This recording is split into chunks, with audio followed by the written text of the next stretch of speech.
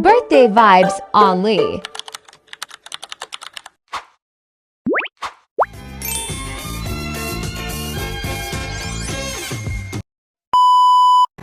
Hi everyone! Welcome back to my vlog. It's me, Teacher Janet. For today's vlog, we're celebrating the birthdays of our two very special lover cards, Josie and Nani. Happy birthday sa inyong dalawa!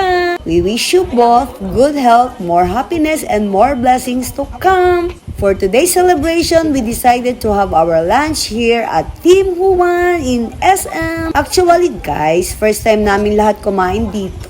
So excited kaming matry ang kanilang famous dishes. Sabi nga nila, mas masarap kumain kapag kasama ang mga taong nagpapasaya sa iyo. Here's what we ordered. Dim sum, crunchy baked siopaw, crispy noodles or pancit, and of course, glutinous rice. Ang dami naming in-order kaya talagang busog na busog kami.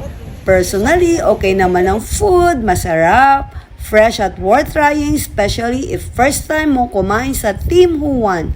Ang crunchy baked siopaw was one of our favorites and the glutinous rice was also very flavorful. So habang kumakain kami guys, hindi nawawala ang kwentuhan, tawanan at kamustahan. It's always nice to spend time with friends who have been with you through different seasons of life. Mas sumasarap talaga ang pagkain kapag puno ng good vibes ang paligid. So ayan na nga guys, yan yung glutinous rice na sinasabi ko. After enjoying our lunch, syempre hindi pa doon natatapos ang aming celebration.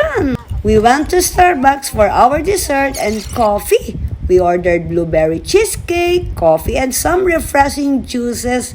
It was the perfect way to end our lunch day. Good food, delicious dessert, and quality time with our Dabarka. Once again, happy birthday Josie and Nani. Thank you so much for watching.